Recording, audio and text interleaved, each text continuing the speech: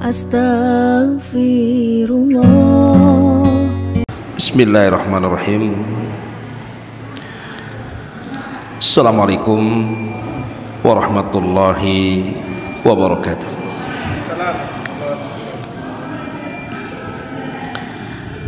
Alhamdulillah wassalatu wassalamu ala Rasulillah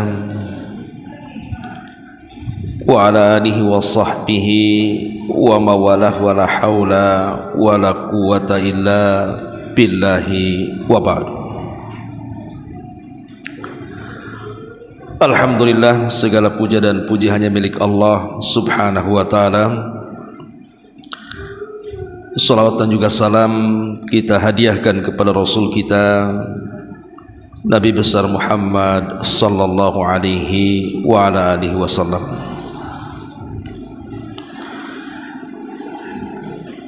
Ma'asyiral muslimat yang dimuliakan Allah subhanahu wa ta'ala, alhamdulillah di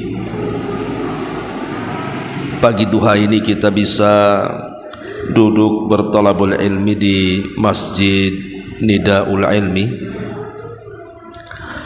Salawat dan juga salam tentunya kita haturkan kepada Rasul kita Nabi besar Muhammad sallallahu alaihi wa ala alihi wasallam. Ma'asyiral muslimat yang dimuliakan Allah subhanahu wa ta'ala, karena 1-2 hari lagi insyaallah kita akan menghadapi bulan Ramadan, maka kajian di pagi menjelang siang ini kita akan membahas tentang seputar Ramadan, supaya ada bekal bagi ibu-ibu menghadapi bulan Ramadan. Di dalam sebuah hadis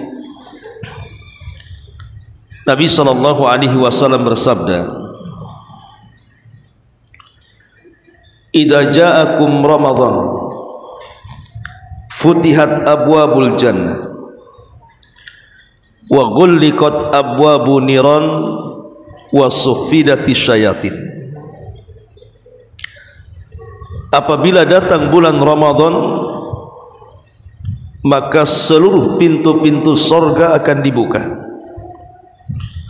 dan seluruh pintu-pintu neraka akan ditutup dan setan-setan akan dibelenggu. Hadis ini selalu dibaca Nabi sallallahu alaihi wasallam apabila datang menjelang Ramadan sebagai bentuk tabsyir, menghabar gembirakan kepada para sahabat dan umatnya bahwa bulan Ramadan itu bulan yang luar biasa, bukan bulan biasa. Karena Nabi sallallahu alaihi wasallam menjadikan bulan Ramadan adalah bulan yang sangat istimewa, maka sudah seyogyanya bagi kita umatnya juga menjadikan bulan ini adalah bulan yang istimewa. Jangan sampai kemudian kita samakan Ramadan dengan bulan-bulan di luar Ramadan,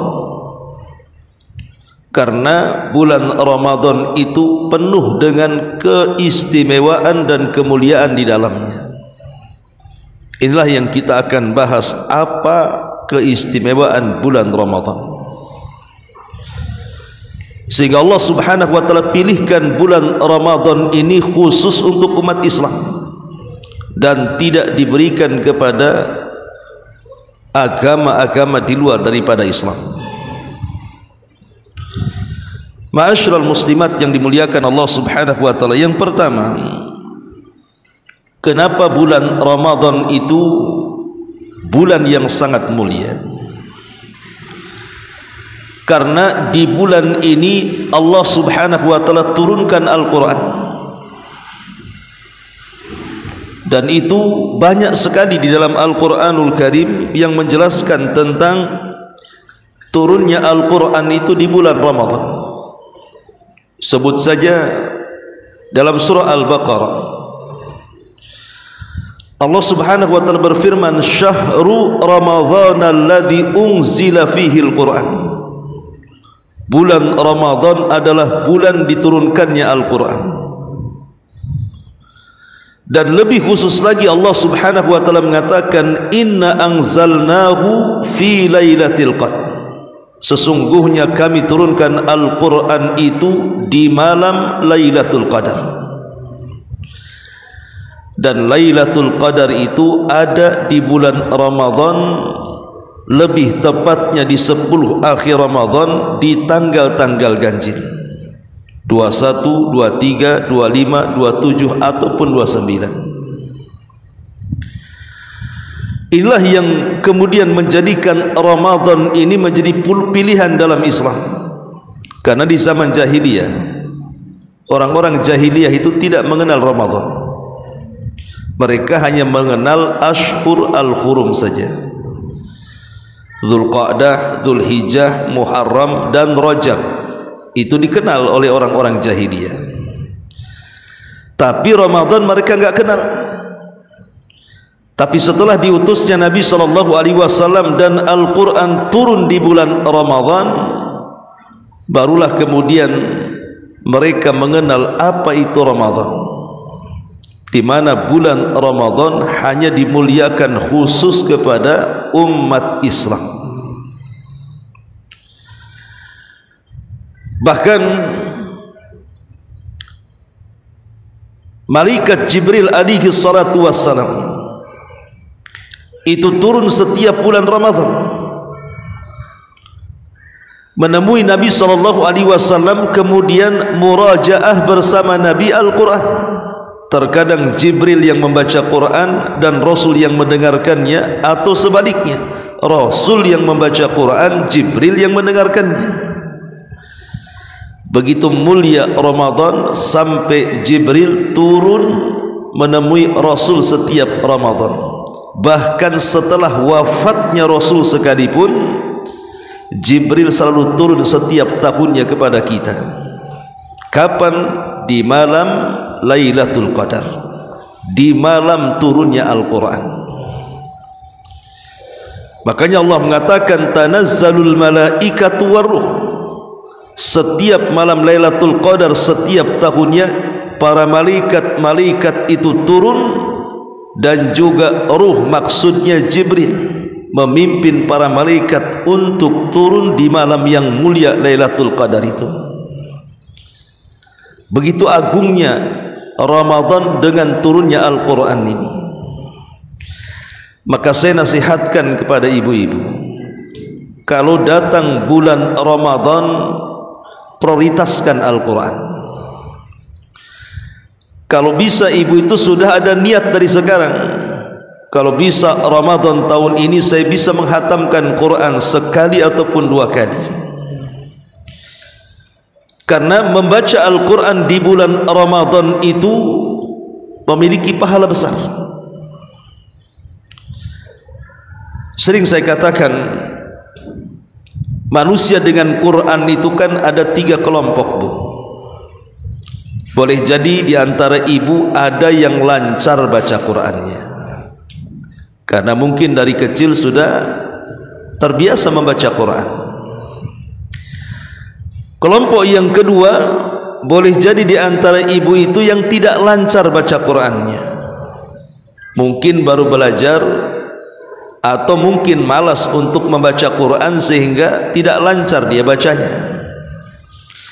Atau boleh jadi ada orang itu yang sama sekali tak bisa baca Quran. Maka saya nasihatkan ibu yang lancar baca Qurannya, hatamkan Quran.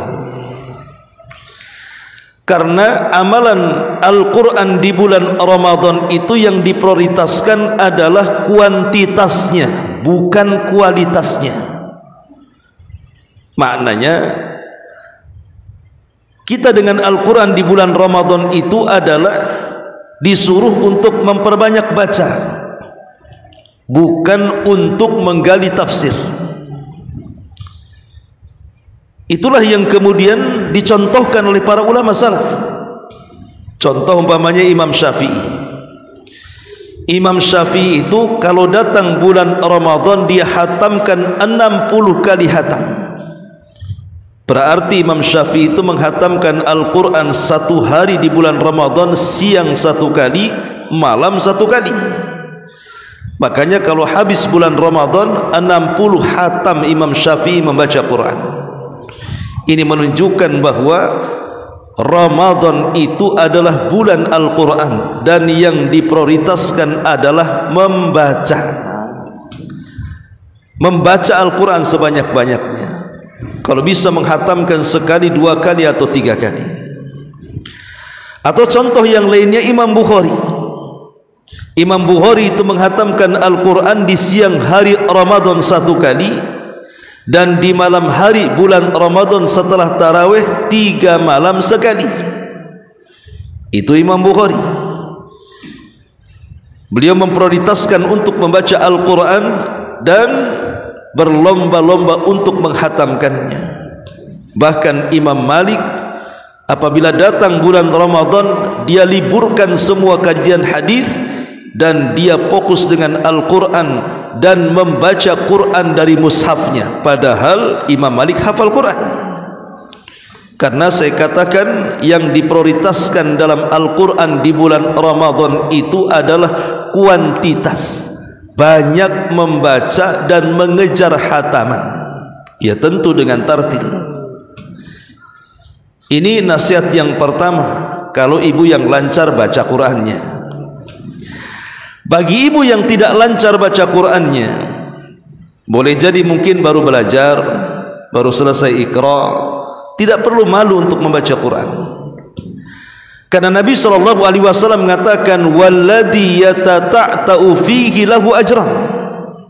Orang yang tertatih-tatih membaca Quran, boleh jadi masih bingung nyambung-nyambungkan huruf, boleh jadi mungkin belum fasih makhrajnya, boleh jadi mungkin baru meraba-raba, tidak apa-apa, baca saja, tidak usah mikir hatam. Karena orang yang tertatih-tatih membaca Quran, kata Rasul, lahu ajran, tetap dapat pahala, bahkan 2 lagi pahalanya, pahala membaca Quran dan pahala kesungguhan saat membaca Quran. Ini yang kedua. Dan yang ketiga, bagi ibu yang tidak bisa baca Quran, terus belajar Quran. Tapi kalau sama sekali tidak bisa baca, maka cukup mendengarkan saja. Alhamdulillah sekarang kan setiap ibu pasti punya handphone. Download saja aplikasi Qiraatul Quran. Kemudian setiap hari ibu mendengarkan Al-Quran dari awal sampai akhir. Kalau sudah selesai dengarkan dari awal sampai akhir, dan begitu seterusnya.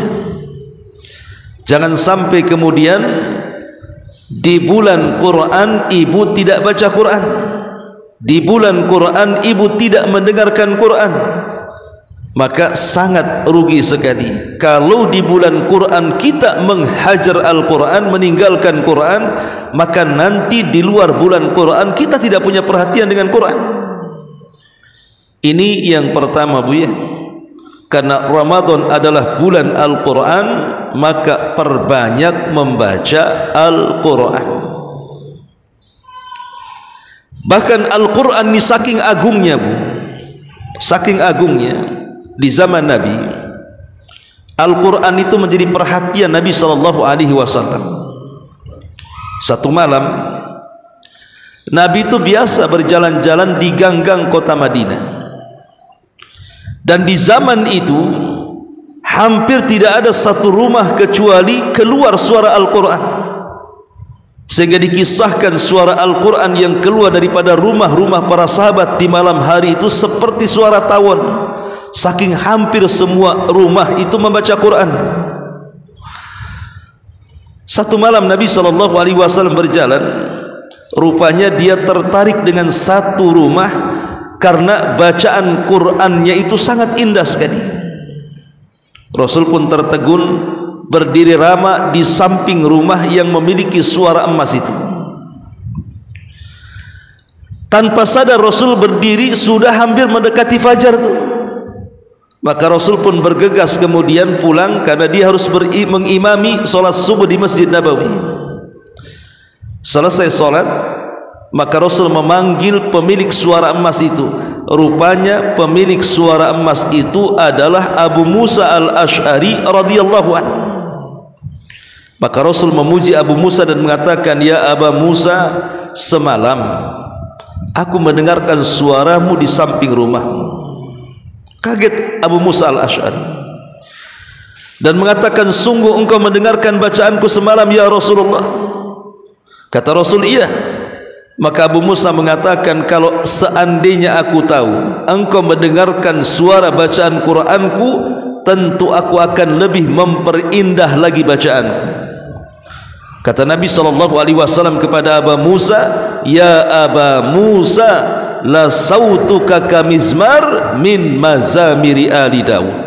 Wahai Aba Musa, suaramu sungguh indah seperti Daud ketika taranum dengan zaburnya. Lihat bagaimana Nabi SAW punya perhatian dengan Quran. Dan apabila Nabi SAW mengutus sebuah pasukan, maka Nabi SAW akan menjadikan pemimpin pasukan perang itu tidak dilihat dari skill perangnya. Rasul tidak mengatakan kamu bisa memanah, Rasul tidak mengatakan kamu bisa menombak, Rasul tidak mengatakan apakah kamu bisa berperang, sudah berapa orang yang kau bunuh, kamu bisa bela diri atau tidak. Bukan itu yang ditanyakan pertama Nabi kepada yang akan memimpin pasukan perang apabila Rasul mengirim sebuah sariyah pasukan tanpa kehadirannya. Tapi Rasul bertanya kepada para sahabat yang diutusnya, "Kam hafidtum min kitabillah?" Berapa banyak Quran yang kalian hafal? Maka nanti pasukan ini mengatakan, yang satu mengatakan hafidtu surata kadza wa kadza, aku hafal surat ini dan itu. Yang satu mengatakan aku hafal surat ini dan itu. Maka Rasul SAW mendengarkan apabila ada sahabat yang paling banyak hafalannya, maka Rasul mengatakan, "Anta imamuhum," engkau yang akan memimpin perang. Lihat, Rasul kalau menyeleksi orang yang akan memimpin perang, pertama kali yang dilihat adalah berapa banyak hafalan tentang Al-Quran. Maka siapa yang paling banyak hafalannya, itu yang dipilih Nabi. Coba kalau seandainya Bu ya, PT-PT yang ada di Batam ini memberlakukan aturan seperti ini, sebelum bicara skill, bicara tentang hafalan Quran, makmur tuh PT-PT itu. Karena Rasul SAW ketika menyeleksi pasukan itu, yang dijadikan pimpinannya adalah yang banyak hafalan Qurannya. Kenapa demikian? Karena kemenangan dalam peperangan itu ada pada orang yang memegang Al-Quran. Begitu dahsyatnya Al-Quran itu sampai Nabi SAW punya perhatian tentang Quran. Bahkan satu hari ada seorang wanita yang hendak menghibahkan dirinya kepada Nabi, tapi Rasul tidak mau. Sampai berdirilah seorang Ansar dan mengatakan, "Ya Rasulullah, kalau engkau tidak suka dengan wanita itu, nikahkan wanita itu dengan aku," katanya. Kata Nabi SAW, "Engkau punya apa mau menikahi wanita itu? Kalau begitu pulanglah, carilah sesuatu yang bisa kau jadikan mahar." Pulang dia, nyari-nyari benda-benda yang berharga di rumahnya, enggak ada satupun kecuali sarung yang dipakainya. Kata orang ini, "Ya Rasulullah, aku sudah mencari barang-barang berharga di rumahku, tidak ada kecuali sarung yang ada di badanku. Kalau aku serahkan kepada dia, nanti aku tidak sarungan. Tapi kalau aku tidak serahkan, aku tidak punya mahar." Maka Nabi SAW mengatakan, "Sudah gini saja, kau pulang ke rumahmu, cari walaupun cincin dari besi, walau khataman min hadid." Pergi dia ke rumahnya, nyari cincin dari besi pun tak ada. Akhirnya datang lagi menemui Rasul, "Aku tidak memiliki apapun, walaupun cincin dari besi aku tidak punya." Kata Nabi SAW, ya sudah kalau begini, kam hafidta min kitabillah, berapa banyak surat yang kau hafal dari Al-Quran ini? Maka dia mengatakan apa? Hafidtu surata kada wa kada, aku hafal surat ini dan itu. Kata Rasul, uzawwijuka bima ma'aka minal Quran, kalau begitu ku nikahkan kau dengan wanita itu dengan mahar Al-Quranmu. Lihat bagaimana Nabi SAW menjadikan mahar dari anak muda untuk menikahi seorang wanita itu dengan Al-Quran. Tapi di zaman sekarang terkadang orang-orang yang mereka itu memiliki hafalan Al-Quran, bahkan perhatian dengan Al-Quran luar biasa, tidak diprioritaskan. Contoh yang sederhana saja Bu ya, seandainya ibu ini punya anak gadis, dilamar oleh dua ikhwan, dua laki-laki, yang satu hafal Quran, bagus bacaan Qurannya, lama di pesantrennya, yang satu tidak hafal Quran, boleh jadi baca Quran pun tak bisa, tapi dia seorang dokter, gajinya 1 miliar, rumahnya mewah, kendaraannya megah, tanahnya luas. Kira-kira Bu, kalau ada ibu yang perempuan dilamar dua laki-laki, yang satu kaya raya, yang satu hafal Quran tapi miskin, pilih yang mana Bu? Saya yakin pasti ibu cari yang kaya kan Bu, daripada anak saya belangsak nantinya katanya, walaupun dia hafal Quran kan gak makan ayat hari-hari Ustaz katanya, pasti anak saya harus makan nasi, kesana kemari harus ada kendaraan, minimalnya dia sudah paten pekerjaannya, sudah ada rumah, tidak menyusahkan orang tua, bisa membantu orang tua, bla bla bla, macam-macam alasannya. Begitulah gaya hidup orang sekarang kan.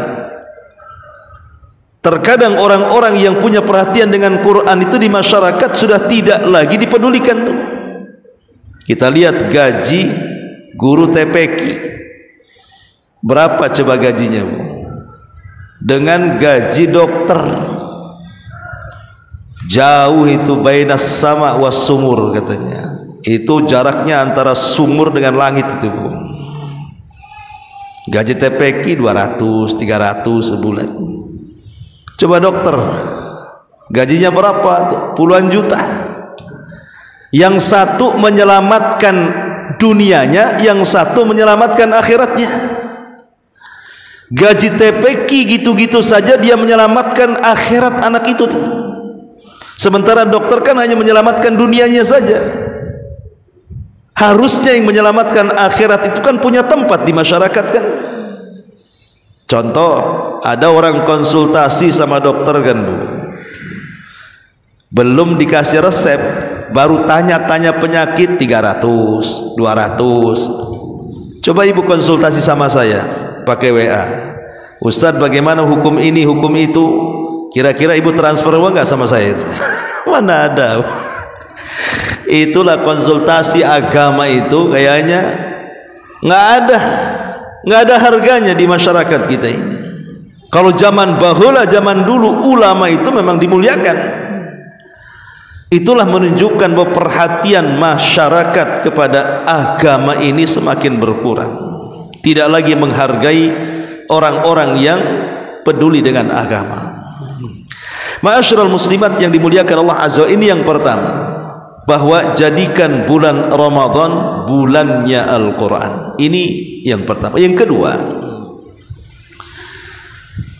bahwa Ramadan itu juga identik dengan bulan puasa, karena memang puasa bagi umat Islam sendiri itu diwajibkan di bulan Ramadan. Dulu pertama Nabi SAW hijrah dari Mekah ke Madinah, belum ada puasa bagi kaum muslimin. Kemudian di awal hijriyah, tahun pertama hijriyah, Rasul melihat orang-orang Yahudi sedang berpuasa. Maka Rasul bertanya, puasa apa kalian wahai orang-orang Yahudi? Maka orang-orang Yahudi mengatakan, ini adalah puasa tanggal 10 Muharram dikarenakan Nabi kami Musa diselamatkan Allah dari kejaran Fir'aun dan tentaranya. Saat Nabi Musa diselamatkan, Fir'aun ditenggelamkan bertepatan tanggal 10 Muharram, maka Musa pun berpuasa karena bersyukur kepada Allah. Maka kami juga sama mengikuti puasa Nabi Musa. Ketika kemudian Rasul mendengar alasan orang Yahudi kenapa mereka berpuasa, maka Rasul pun ikut-ikutan berpuasa. Bukan karena mengikuti Yahudi, tidak, tapi karena mengikuti alasan orang Yahudi. Ketika alasan orang Yahudi puasa mereka demi memuliakan Nabi Musa, maka Rasul mengatakan, ana ahaqqu bi Musa, aku lebih berhak memuliakan Musa dibandingkan kalian. Makanya Rasul kemudian berpuasa tanggal 10 Muharram dan memerintahkan sahabatnya untuk puasa tanggal 10 Muharram. Itulah puasa pertama dalam Islam, puasa tanggal 10 Muharram, dan hukumnya wajib.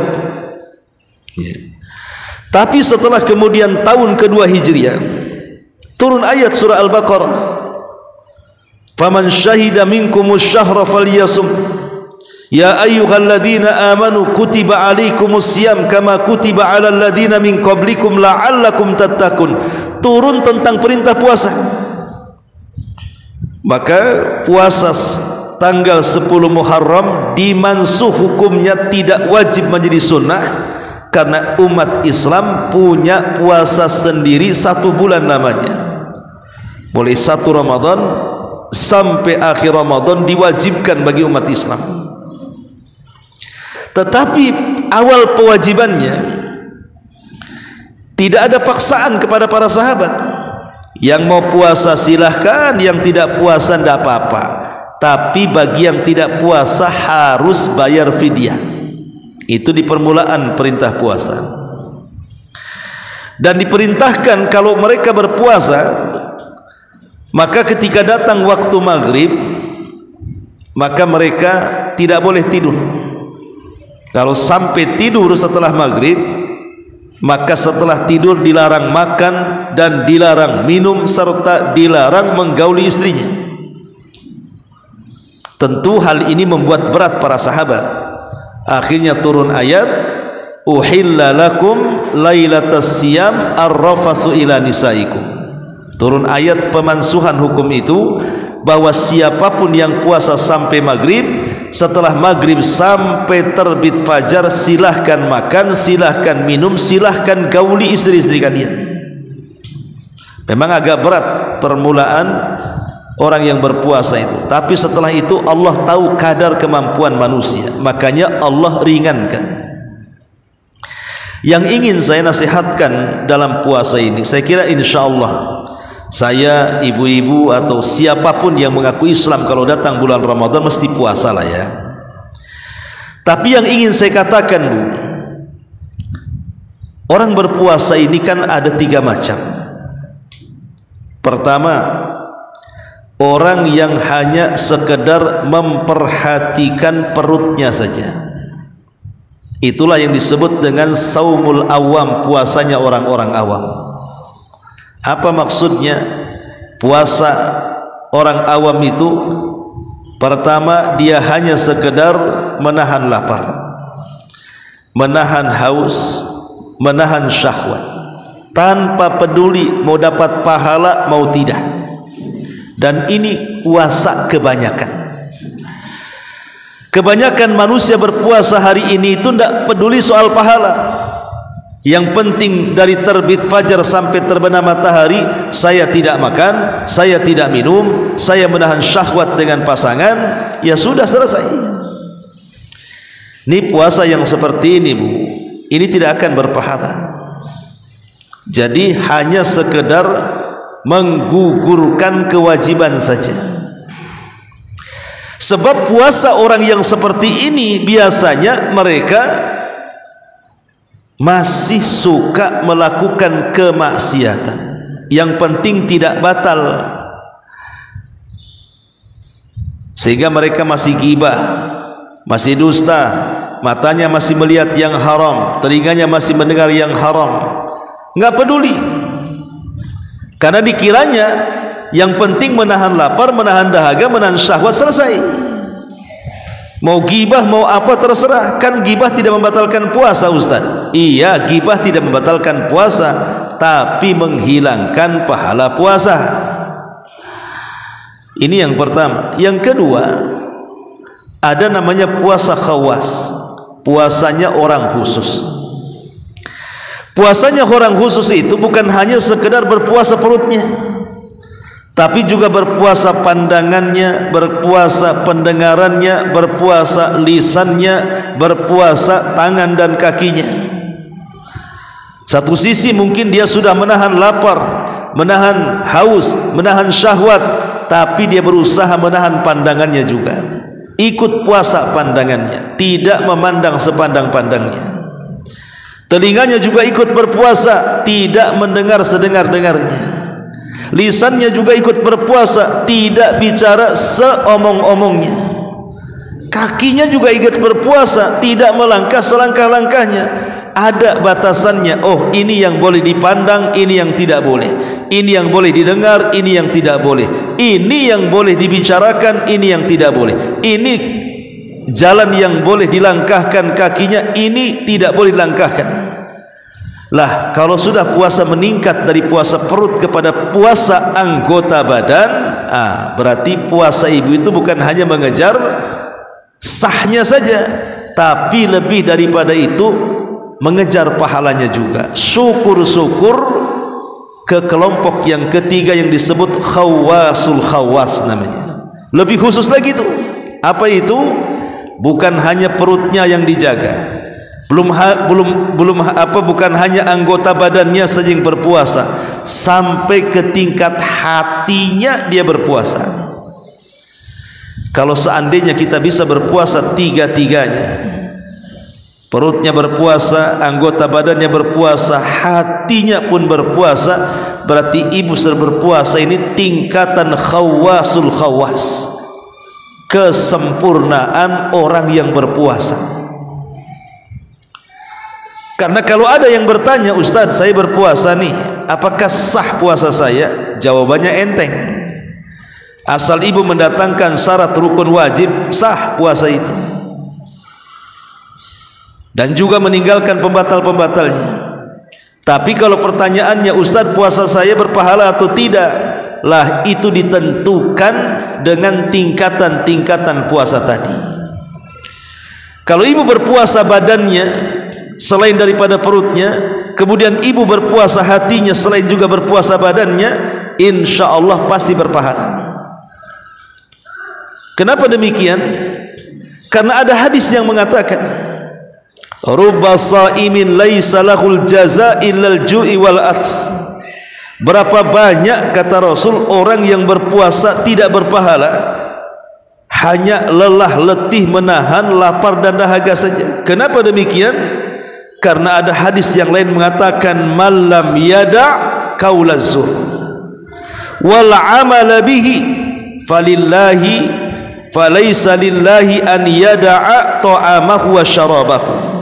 Siapa yang belum mampu meninggalkan ucapan zur, mungkin saat berpuasa dia berdusta, saat berpuasa dia berghibah, saat berpuasa dia mengeluarkan kata-kata kotor, wal amala bih, ataupun melakukan sesuatu yang bersifat fasik, maka Allah tidak berhajat kepada orang yang menahan lapar dan dahaganya. Dari sini kita tahu, ketika puasa kita menggabungkan antara perut, anggota badan dan hati, maka pasti Allah akan melirik puasa kita. Maka saya nasihatkan, Bu, puasalah bukan hanya sekedar perutnya, tapi juga anggota badannya. Jadikan puasa ini satu untuk meredam hawa nafsu. Karena kita tahu bahwa Imam Ibnul Qayyim rahimahullahu ta'ala menyebutkan bahwa puncak hawa nafsu itu ada 5, Bu. Puncak hawa nafsu itu ada 5. Pertama, kemaluan. Yang kedua, lisan. Yang ketiga, mata. Yang keempat, mukhalatatun nas, suka bergaul, tidak memilah-milih kawan. Mukhalatatun nas, bergaul dengan manusia. Itu juga termasuk sumber hawa nafsu. Kemudian yang terakhir, perutnya. Inilah 5 sumber hawa nafsu. Adapun kemaluan, maka puasa bisa menekannya. Makanya ketika Rasul memerintahkan anak-anak muda untuk menikah bagi yang sanggup, maka yang tidak sanggup, kata Rasul, berpuasa, karena itu bisa menekan hawa nafsunya. Yang kedua, perutnya. Kebanyakan minum. Ini adalah sumber hawa nafsu. Karena biasanya kalau orang kekenyangan, kalau orang kemudian makannya banyak, minumnya banyak, umumnya malas. Kalau sudah malas ngantuk, kalau sudah ngantuk pasti dia tidur tuh. Makanya saya sayangkan kadang-kadang ada orang yang berpuasa itu puasanya kayak balas dendam, Bu. Nanti jam 5 udah keluar pakai motor. Kemana? Ke pasar kaget, Bu. Motor itu berangkat kosong, tapi pulang semua makanan iftar itu ada di setir kanan, ada di setir kiri, ada di tengah, belum lagi di belakang dicentel-centel, bukan? Macam-macam makanan dibawa. Nanti kalau sudah sampai rumah, dijejer-jejer tuh di meja tuh. Ketika azan berkumandang, makanan yang ada di meja semuanya pindah ke perut. Coba bayangkan. Ini kan masalah, Bu. Padahal sebenarnya puasa itu kan menekan hawa nafsu. Hawa nafsu perut, kata Imam Ibnul Qayyim. Kalau seandainya kemudian puasa tidak menekan hawa nafsu perut, nanti sama saja akhirnya. Harusnya 1 bulan Ramadan itu servis daripada 11 bulan. Karena terlampau banyak penyakit dalam perut kita itu, nggak ada manfaatnya jadinya kan. Sama lah, Bu, kalau ibu punya mobil 11 bulan kita pakai, kemudian kita masukkan 1 bulan ke dealer service, pasti kalau kita pakai lagi kayak baru lagi itu, Bu. Lah puasa itu seperti itu, Bu. 11 bulan itu kan macam-macam tuh makanan yang ibu masukkan, rendangnya, opornya, rawonnya gitu ya, yang panasnya, yang dinginnya, yang manisnya, yang asinnya, yang pahitnya, semua masuk. Isinya sudah racun semua. Apalagi makanan di zaman sekarang kan, Bu, kalau tidak ada kimianya itu tidak makanan tuh, isinya racun semua. Lah Allah Subhanahu wa ta'ala kasih kesempatan menyervis perut kita ini 1 bulan tuh. Bagaimana tidak, coba 1 bulan kita berpuasa. Jangankan 1 bulan, lihat kalau ibu medical check up ke dokter, itu kan disuruh jangan makan pagi tuh.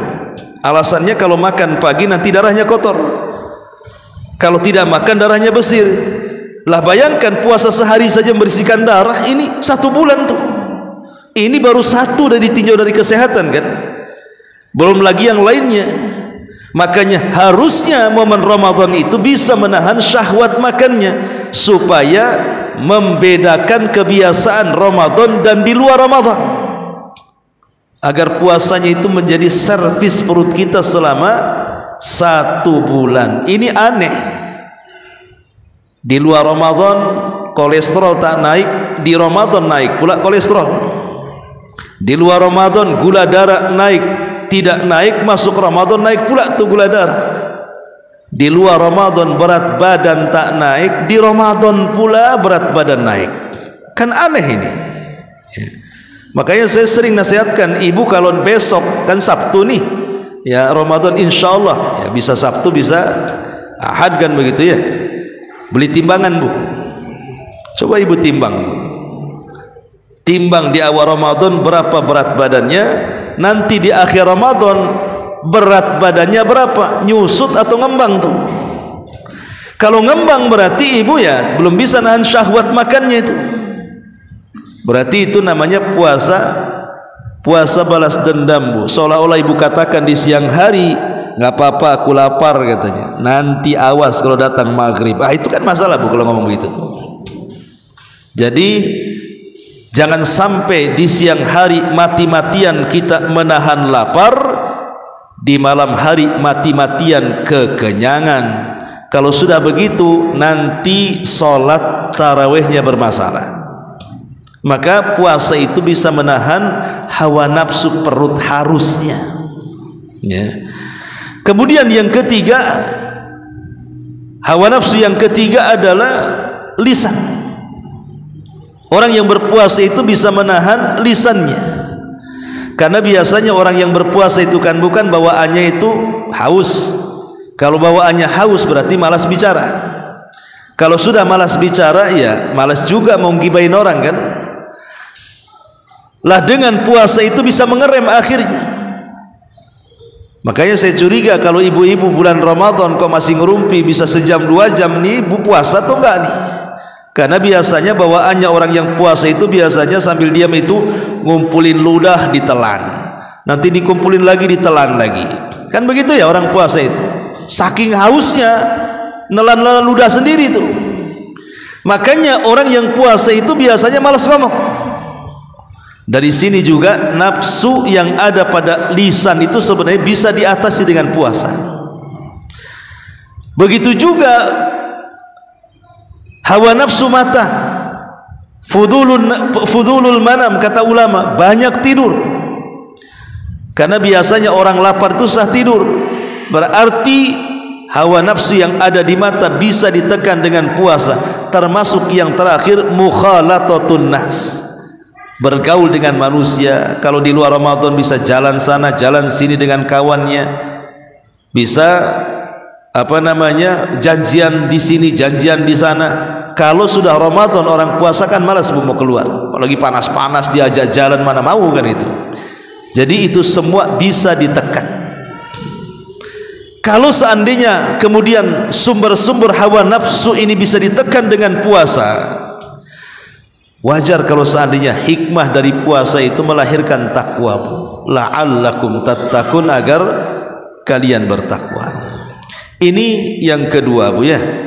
Ramadan jadikan ajang untuk berpuasa yang jauh lebih baik lagi.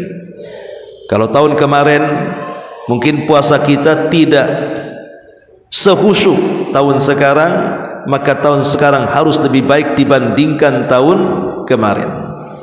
Yang ketiga yang ingin saya nasihatkan kepada ibu-ibu, karena bulan Ramadan juga bagian daripada bulannya bersedekah. Sampai-sampai Nabi SAW itu kalau datang Jibril itu seperti lebih daripada angin yang berhembus kedermawanannya. Kata Aisyah radhiyallahu anha, kana Nabi sallallahu alaihi wasallam ajwadun nas wa ajwadu ma yakunu fi Ramadan hina yalqahu Jibril.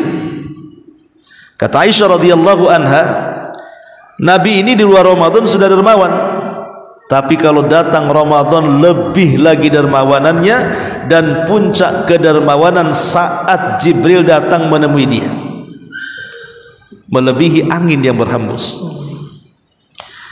Jadikan momen Ramadan itu sebagai syahru sadaqah, bulannya kita lebih banyak bersedekah. Anas ibn Malik radhiyallahu anhu sampai mengatakan, menukilkan sabda Nabi sallallahu alaihi wasallam, afdhalus sadaqati sadaqatu fi Ramadan. Seafdal-afdalnya sedekah adalah sedekah di bulan Ramadan. Jadi kalau ibu ingin memakmurkan bulan Ramadan selain dengan baca Qur'annya, selain dengan puasanya, maka makmurkan juga dengan sedekahnya. Dan sedekah di bulan Ramadan ada 3 level, kata ulama. Pertama, yang paling afdol memberi makan orang yang berpuasa.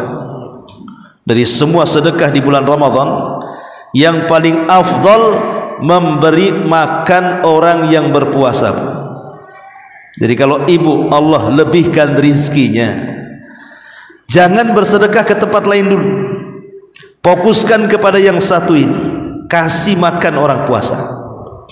Dan alhamdulillah sekarang kan sudah terbiasa di kota Batam ini, hampir semua masjid mengadakan buka bersama, sehingga mudah kita ini mencari orang-orang yang berpuasa yang akan kita buat buka dengan makanan kita. Tidak perlu door to door, keruli-ruli nyari orang gitu ya. Cukup datang ke masjid, nanti orang datang dari mana-mana ke masjid.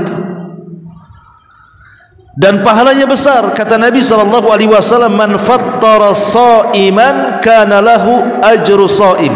Siapa yang memberi makan orang yang berpuasa, maka dia mendapatkan pahala orang yang berpuasa tanpa mengurangi pahala dia sedikit pun. Lihat, jadi kalau ibu bisa memberi makan 30 orang, berarti seolah-olah ibu itu berpuasa 30 hari. Padahal ibu tak puasa kan, hanya ngasih makan orang yang berpuasa. Tapi jangan dijadikan dalil, saya nggak puasa Ustaz, saya mau ngasih makan orang puasa saja. Nah, ini nggak bisa, Bu ya. Kalau ibu tidak puasa dosa besar, karena puasa bulan Ramadan itu rukun daripada rukun-rukun Islam. Intinya bahwa sedekah yang paling agung di bulan Ramadan adalah memberi makan orang yang berpuasa. Syukur-syukur kalau orang yang berpuasa ini miskin orangnya. Seperti Ibnu Umar, dikisahkan beliau tidak akan berbuka kecuali ada orang miskin yang ikut makan bersamanya.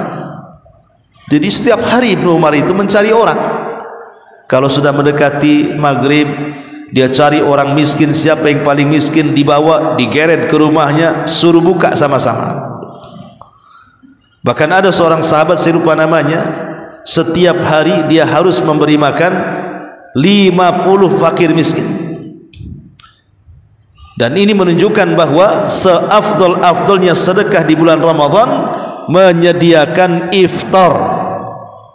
Ya, menyediakan iftar, Bu. Dan kalau bisa berlomba-lomba dalam memberi makan iftar itu, bukan hanya memberi makan gitu saja, Bu ya. Kalau bisa yang bergizi, yang enak, yang membuat orang yang berpuasa tertarik dengan makanan ibu. Kalau aqua gelas sudah banyak lah, Bu ya.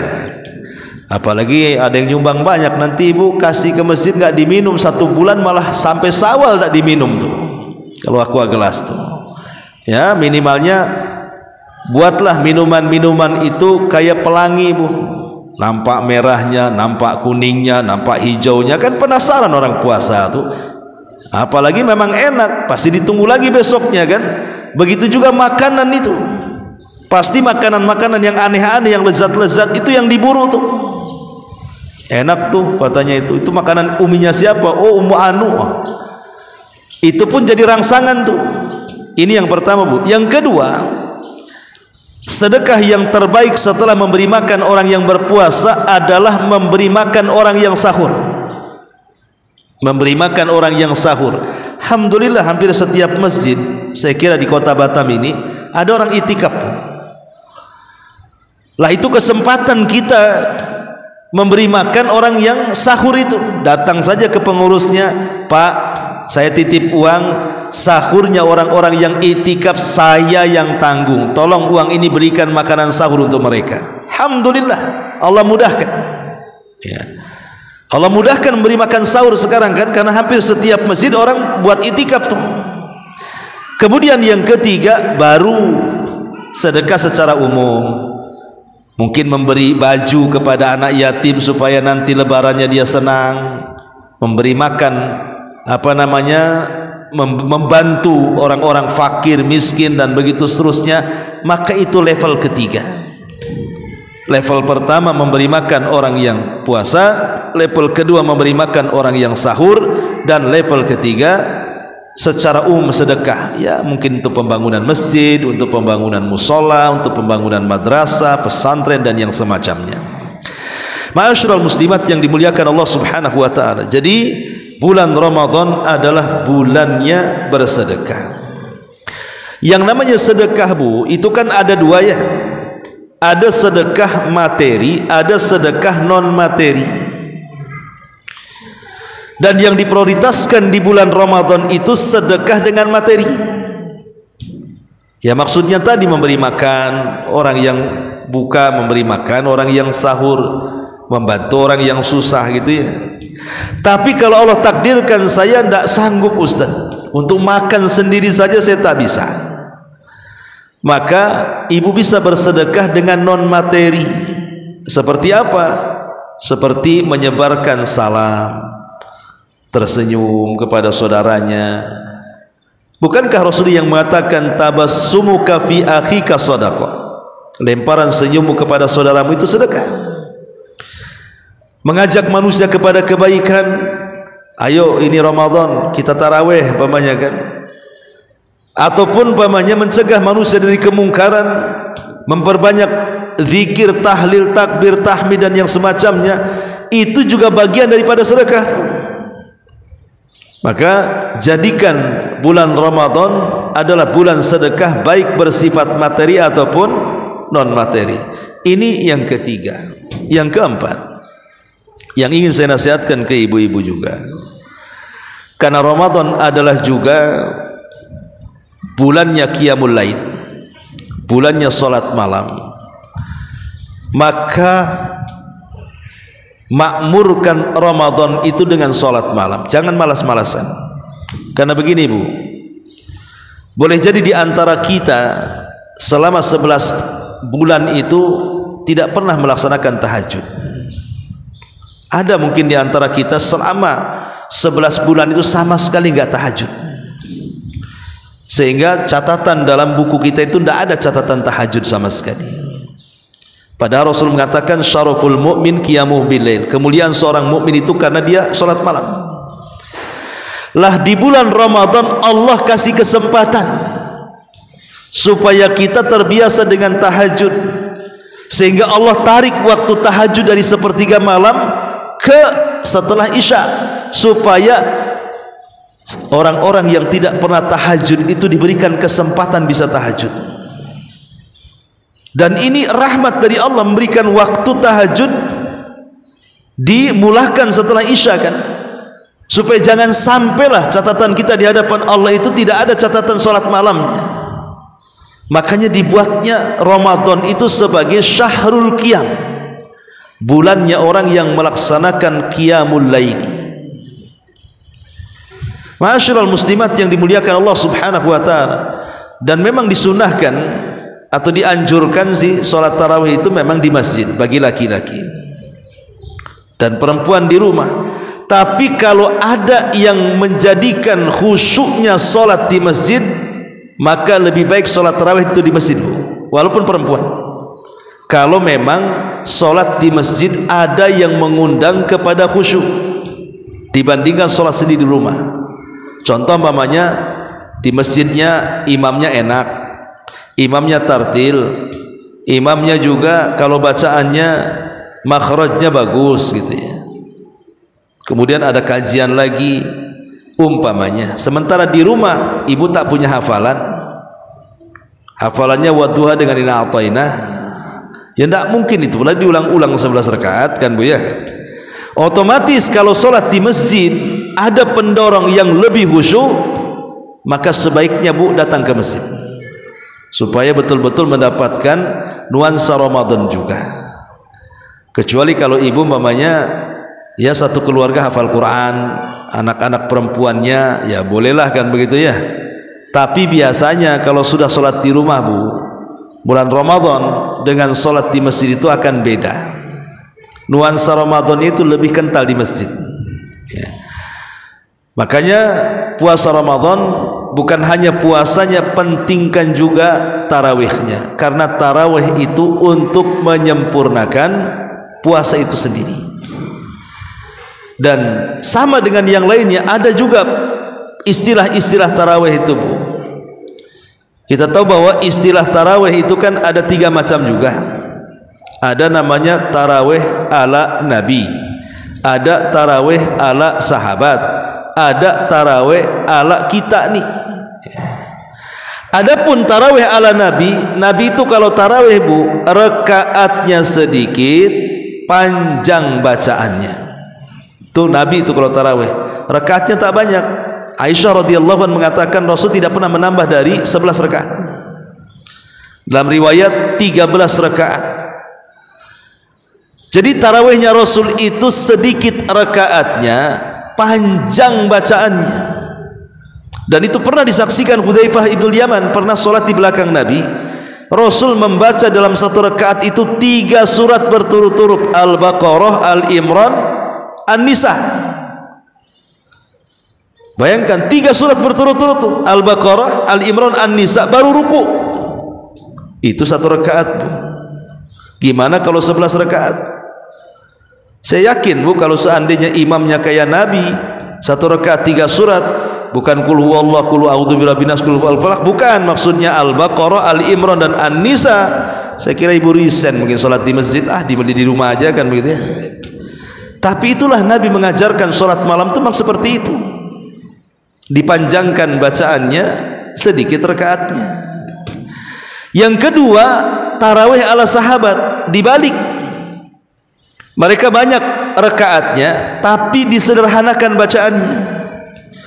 Makanya Umar bin Khattab pernah memerintahkan Ubay ibn Ka'ab dan Tamim Ad-Dari untuk menjadi imam manusia, rakaatnya 21, pakai 21 rakaat.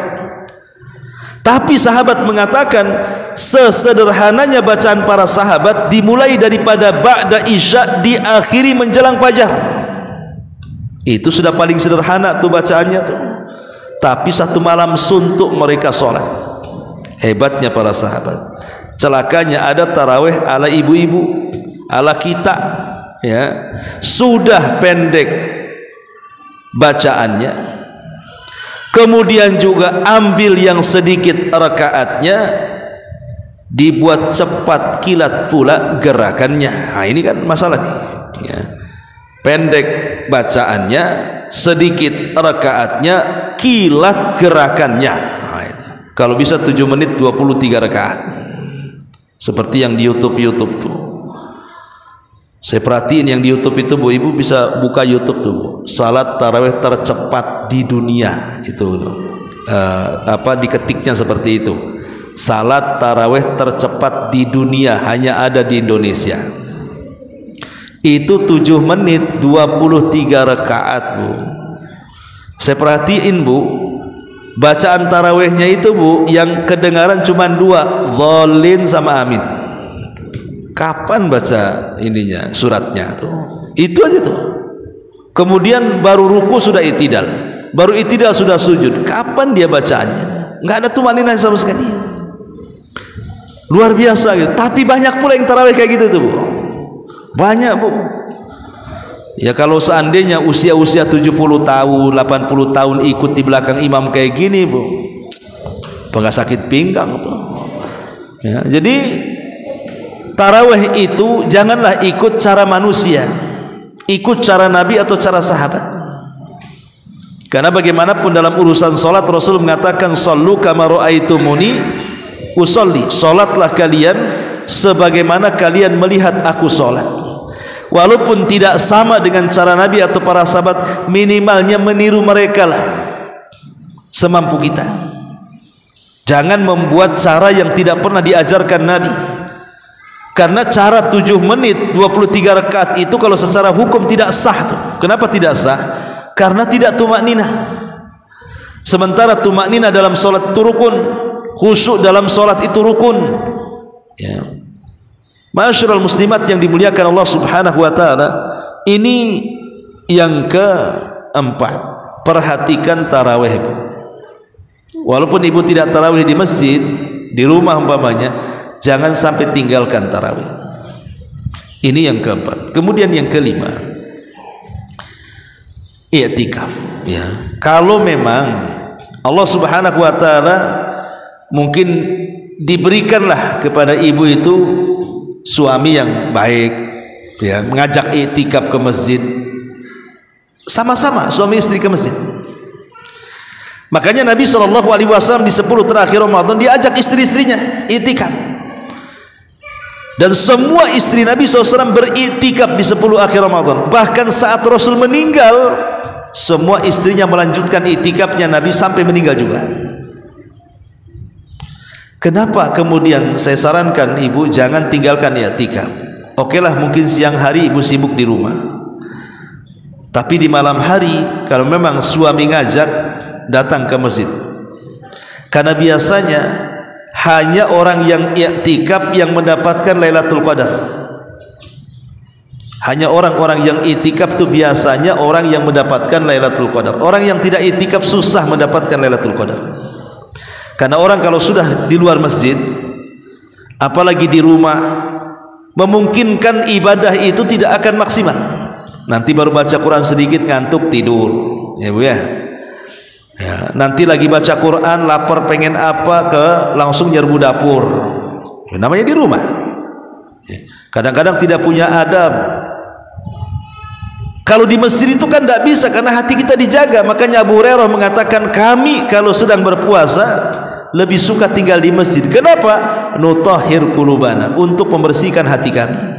Ya, karena masjid itu tempat yang merangsang kita untuk lebih memperbanyak ibadah. Maka saya anjurkan Bu, i'tikaf kalau memang ada masjid-masjid terdekat dari rumah. 10 akhir Ramadan kalau tidak bisa siang malam, ambil malamnya saja. 10 hari. Oh, saya tidak bisa sampai subuh Ustaz, tidak apa-apa. Mungkin ibu hanya mengambil separuh malamnya saja, jam 12 pulang. Atau ibu masuk jam 10-nya, nanti jam 3 pulang. Yang penting 10 akhir Ramadan itu adalah di masjid. Sebab kalau 10 hari ibu berada di masjid di 10 akhir Ramadan, saya yakin Bu, pasti ada satu malam yang merupakan Lailatul Qadar yang ibu akan dapati di malam itu. Dan saya kasih tip Bu, supaya ibu mendapatkan Lailatul Qadar dalam semua bab ibadah. Pemanya bab sedekah, bab solat, bab Quran, kemudian bab doa gitu ya, bab zikir. Begini Bu caranya kalau ibu ingin dapat Lailatul Qadar nih Bu ya. Pemanya kita pertama dulu bab sedekah lah. Kalau 10 akhir Ramadan ibu punya uang 1 juta, ibu pecahkan uang 1 juta itu menjadi 10, berarti kan 100-an. Setiap malam Bu, ibu sumbangkan yang 100.000 itu. Tanggal 10 100, tanggal 20 100, 21 100, 22 100, 23 100 sampai tanggal 30. Saya yakin Bu, dari 10 kali ibu bersedekah, tidak mungkin yang 100.000 tidak bertepatan dengan Lailatul Qadar. Mustahil. Kan 10 akhir Ramadan kan mesti ada satu malam itu Lailatul Qadar. Jangan main ngincer sedekah tanggal 21, tanggal 22 tak sedekah, tanggal 23 sedekah, tanggal 24 tak sedekah. Itu namanya sedekah ngincer Bu. Ini nggak dapat Lailatul Qadar. Karena yang namanya tanggal ganjil, kita kan tak tahu apakah yang genap itu ganjil ataukah yang ganjil itu genap, itu masalahnya. Makanya Rasul mengatakan taharrau lailatul qadri fi ashril awakhir. Kata Rasul, cari Lailatul Qadar di 10 akhir Ramadan. Sudah hidupkan semuanya dengan sedekah. Ini bab sedekah. Pasti dalam sedekah ibu yang 100.000 itu bertepatan Lailatul Qadar. Coba ibu bayangkan, kalau yang 100.000 bertepatan dengan Lailatul Qadar, berarti ibu bersedekah selama 83 tahun 6 bulan setiap hari 100.000. Karena lipatan Lailatul Qadar itu khairun min alfi syahrin, sama dengan 1000 bulan. Ini dalam bab sedekah Bu.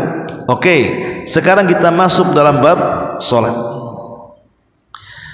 Ibu kalau 10 akhir Ramadan ibu taraweh terus ya, kalau tidak ada halangan ya, ibu taraweh terus. Kemudian taruhlah ibu tambah sholatnya, bukan hanya taraweh, anggaplah sholat sunnah wudhu. Setiap malam ibu ambil wudhu, kemudian ibu sholat.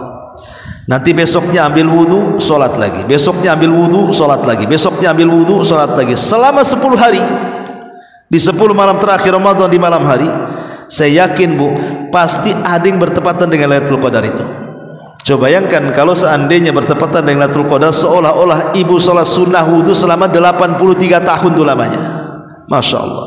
Ini dalam bab sholat. Atau dalam bab Quran. Mungkin ibu malas lah gitu ya kalau baca Quran banyak-banyak. Kan manusia itu terkadang ada malasnya, terkadang ada selamatnya. Sudah gini saja, kalau sudah pada maghrib, ibu baca kul huwallah saja. Baca kul huwallah 3 kali umpamanya. Besoknya gitu lagi, besoknya gitu lagi, besoknya gitu lagi, sampai 10 hari.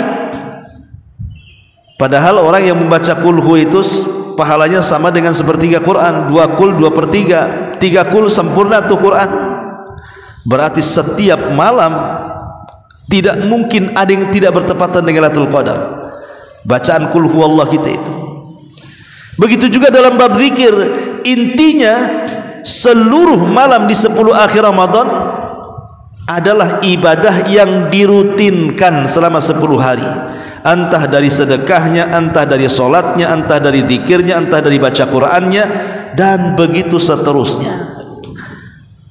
Ini Bu ya, itu cara meraih Lailatul Qadar namanya. Dan biasanya orang i'tikaf itu lebih mungkin mendapatkan Lailatul Qadar. Dan yang terakhir, banyak-banyak berdoa.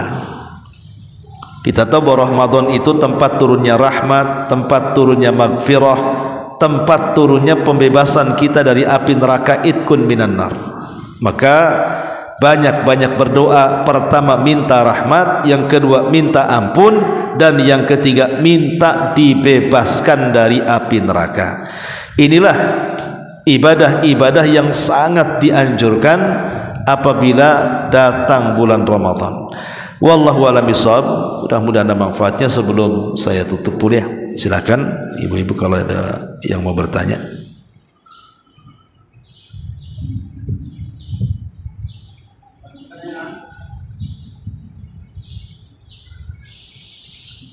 Iya, sudah paham semuanya insyaallah. Ya, mudah-mudahan Allah Subhanahu wa taala memberikan usia kepada kita sehingga kita berjumpa dengan bulan Ramadan dan kita bisa istiqomah menjadikan Ramadan penuh dengan pahala. Subhanakallahumma bihamdika asyhadu an la ilaha illa anta astaghfiruka wa atubu ilaik. Allahu ta'ala alam. Assalamualaikum warahmatullahi wabarakatuh.